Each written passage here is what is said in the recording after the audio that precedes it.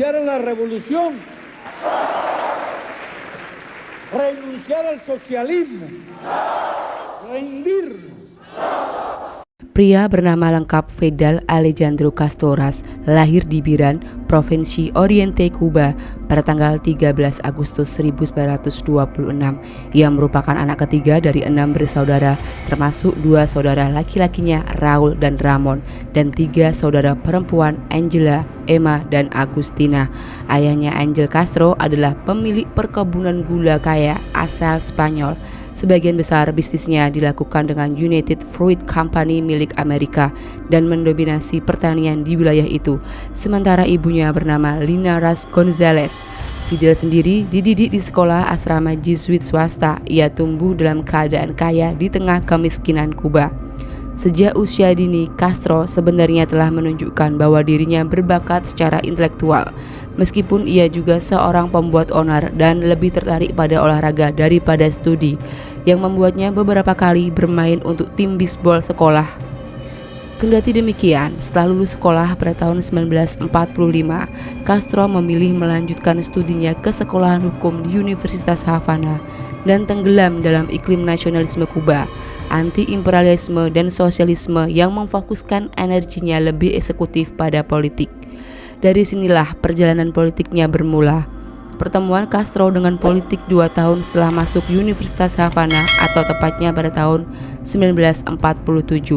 Castro menjadi semakin bersemangat mendalami isu keadilan sosial. Bahkan pada masa itu ia telah melakukan perjalanan ke Republik Dominika untuk bergabung dengan ekspedisi yang mencoba menggulingkan diktator negara tersebut, yaitu Rafael Trujillo. Sejak saat itu, Batista mengangkat dirinya sebagai kepala angkatan perang Kuba. Meski begitu, dialah penguasa Kuba yang sebenarnya. Jika ada presiden yang tidak sepaham dengan Batista, bisa dipastikan akan ada presiden baru yang naik menggantikannya. Dan pada tahun 1940, setelah Batista terpilih menjadi presiden pada periode 1940 sampai dengan 1944, pengaruhnya di kalangan militer tetap kuat meski masa jabatannya usai. Berbekal pengaruh politik itu, ia ikut pemilu lagi pada tahun 1952. Namun untuk memastikan kursi presiden, kali ini Batista memilih jalan pintas dengan menggulingkan Presiden Carlos Prio Soares. Sejak kudeta tahun 1952 itu, kelompok revolusioner Kuba semakin antipati terhadap Presiden Batista. Masyarakat Kuba juga resah karena presidennya abai terhadap masalah-masalah real seperti kesulitan air bersih dan konstelasi politik yang kacau. Batista makin tidak disukai karena kedekatannya dengan kelompok mafia dan Amerika Serikat. Singkatnya, Batista semakin menampakkan dirinya sebagai diktator. Selang beberapa bulan setelah kudeta Batista, kaum oposannya dipimpin oleh Fidel Castro melayangkan petisi untuk menurunkan Batista. Pengadilan negara lantas menolak petisi itu. Penolakan itu menyadarkan Castro bahwa cara-cara legal tidak akan mengubah keadaan. Maka itu, dia dan sang adik Raul menghimpun kekuatan militer bawah tanah untuk memulai revolusi. Dan pada tahun 26 Juli 1953, Castro memulai gerakan yang dikenal sebagai Movimiento 26 de Julio alias M267. Setahun berdiri, M267 berhasil menghimpun 1.200 anggota. Mayoritas dari mereka berasal dari daerah-daerah miskin di kota Havana. Setelah merasa kekuatannya cukup, Castro bersama 165 orang gerilyawan menyerang barak militer Moncada di kota Santiago de Cuba untuk mengambil alih kendali dan menjara gudang senjata.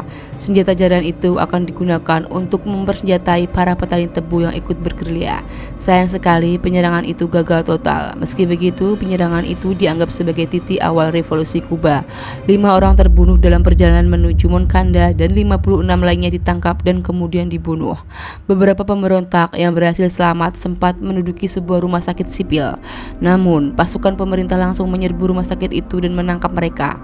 Dengan licik, pemerintah mengeluarkan berita hoak yang menyebutkan bahwa pelaku penyerangan barak Moncada adalah anggota Partai Komunis yang dengan bengis membunuh pasien-pasien rumah sakit. Pemerintah juga menuduh Partai Sayap Kiri Popular Socialist Party atau PSP sebagai otak dari penyerangan barak itu. Alhasil, Castro dipenjarakan selama 2 tahun. Para eksponen M267 lalu mengubah gerakannya menjadi gerilya panjang yang bertahan hingga 5 tahun kemudian. Pada tahun 1956, M267 mendapat dukungan dari Ernesto Che Guevara. Che yang awalnya mendukung dengan kemampuan medisnya lalu ikut pula mengangkat senjata. Menurut para sejarawan, momentum ini menjadi titik balik perjuangan Che di Amerika Selatan. Kiprah Che dalam perlawanan itu menarik perhatian Castro. Che menjadi bagian penting dalam perlawanan M267.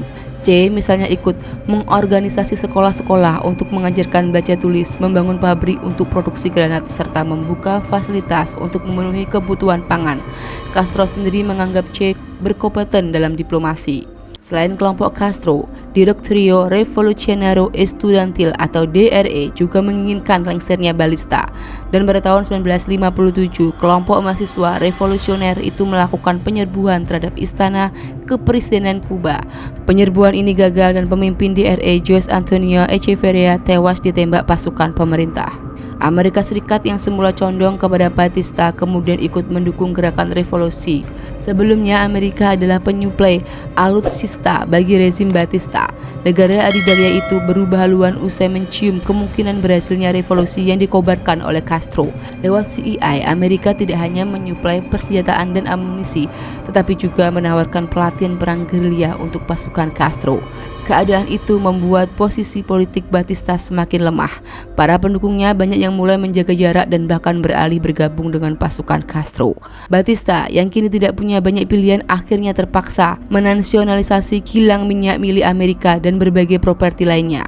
Dan bertanggal 31 Desember 1958, pasukan militer Che Guevara bergabung dengan pasukan Revolutionary Directorate atau RD dan memenangkan pertempuran di Santa Clara. Sadar posisinya kian terdesak, Batista lantas melarikan diri ke Republik Dominika pada dini hari tanggal 1 Januari 1959. Mendengar berita kaburnya Batista, Castro langsung bernegosiasi untuk menduduki kota Santiago de Cuba. Pihak militer pemerintah mendapatkan perintah untuk berhenti melawan. Pasukan Che Guevara kemudian memasuki Havana dan bertemu dengan pasukan Castro yang juga melakukan long march ke ibu kota. Usai revolusi, Castro menunjuk Manuel Urrutia Leo untuk menjadi presiden sementara. Diplomasi dengan Amerika menjadi salah satu prioritas Castro. Awalnya dia menduga Amerika akan mendukungnya dalam pemerintahan yang baru. Namun dukungan Amerika selama revolusi rupanya hanya oportunisme. Amerika Serikat mendukung revolusi dengan tujuan menggait Castro ke barisannya. Namun hasilnya tidak seperti yang diharapkan Amerika. Ketegangan politik itu berujung pada dihentikannya hubungan diplomatik antara Kuba dan Amerika. Perlahan Kuba merapat ke pihak Uni Soviet, apalagi setelah Castro secara terbuka menyatakan simpatinya pada pihak komunisme. Kebijakan-kebijakan awal pemerintahan Castro pun menunjukkan coraknya yang Marxis. Castro memulai reformasi agraria yang membatasi kepemilikan lahan maksimal 402 hektar per pemilik. Dia juga meredistribusi kepemilikan lahan itu. Hasilnya sekitar 200.000 petani mendapatkan surat kepemilikan lahan. Castro juga mengangkat orang-orang berhaluan Marxis untuk menduduki jabatan tinggi dalam pemerintahannya. Che Guevara misalnya didaulat menjadi gubernur Bank Sentral Kuba dan kemudian menjadi menteri perindustrian. Tapi peran penting Castro dan kelompoknya yang akan selalu dikenang dalam menghentikan korup akut dalam birokrasi tinggalan rezim Batista. Castro yang selama 49 tahun menjabat, Castro disebut sebagai salah satu pemimpin revolusi terbesar. Bahkan jurnalis The Guardian Simon Tisdale menyebut Castro membuat revolusi menjadi tampak seksi berkat karismanya. Di bawah kepemimpinan Castro sendiri, Kuba mengalami kemajuan dalam bidang pendidikan dan kesehatan. Di sisi lain, ia sendiri adalah pemimpin yang tergolong diktator. Siapapun yang menentang pemerintahannya dihukum penjara, termasuk kaum intelektual. Namun sejak Uni Soviet runtuh pada tahun 1991, Castro kehilangan sumber batuan yang berharga. Bagi Indonesia, Castro dan Kuba adalah sahabat dekat. Sesudah revolusi Kuba 1959, Indonesia termasuk negara pertama yang segera membuka hubungan diplomatik dengan Kuba. Presiden Soekarno merupakan kepala negara asing pertama yang mengunjungi Kuba sesudah berhasilnya penggulingan rezim Batista. Nama Republik Indonesia pernah diabadikan menjadi nama 3 sekolah dasar di Havana menyusul kunjungan Bung Karno ke Kuba pada tanggal 9 sampai tanggal 14 Mei 1960. Penamaan itu menunjukkan besarnya respek yang diberikan kepada Castro terhadap Indonesia dan juga Bung Karno. Sebagai cenderamata, pada saat kunjungan itu Bung Karno memberi Castro hadiah peci dan keris. Di bawah Castro, Kuba memang sangat menghormati Indonesia. Hal itu tidak lepas dari kepeloporian Indonesia dalam menggalang solidaritas negara-negara dunia ketiga melalui konferensi Asia Afrika yang berhasil menjahit negara-negara berkembang agar tidak terkooptasi oleh kedua blok besar yang bertarung pada masa Perang Dingin. Karena itu, sesudah revolusi Kuba berhasil, Castro segera mengutuskan Che Guevara untuk mengunjungi Indonesia dan sejumlah negara Asia dan Afrika lainnya. Meski merupakan pemimpin negara komunis, Castro tak segan memberikan pembelaan terhadap Palestina serta konsisten mengecam serta melawan segala bentuk intervensi Barat terhadap negara-negara dunia ketiga. Sikap berani yang layak dicontoh oleh pemimpin-pemimpin negara berkembang saat itu. Sebagai pemimpin, Castro berhasil memajukan Kuba, terutama melalui sektor pendidikan dan kesehatan sejak revolusi 1959. Bahkan kebijakan pendidikan dan kesehatan Kuba kini diakui merupakan salah satu yang termaju di dunia. Melalui kebijakan pendidikan dan jaminan kesehatan gratis, Kuba saat ini memiliki tingkat literasi dan angka harapan hidup yang tinggi. Alhasil, pada tahun 2006, WHO menyebut Kuba sebagai negara dengan proporsi pelayanan dokter terbaik per kapita di dunia. Dan mereka bukan hanya menjamin kesehatan masyarakatnya, namun juga mengekspor bantuan kemanusiaan dalam bentuk relawan dokter ke seluruh dunia. Pernah membantu Indonesia seperti saat tsunami Aceh pada tahun 2004 atau gempa besar Yogyakarta pada tahun 2006. Kuba mengirimkan dokter-dokternya memberikan bantuan obat-obatan. Saat itu ada sekitar 30.000 pekerja medis Kuba tersebar dari 60 negara di dunia. Itu semua legasi yang ditinggalkan oleh Castro. Itu warisan yang layak dicontoh termasuk Indonesia.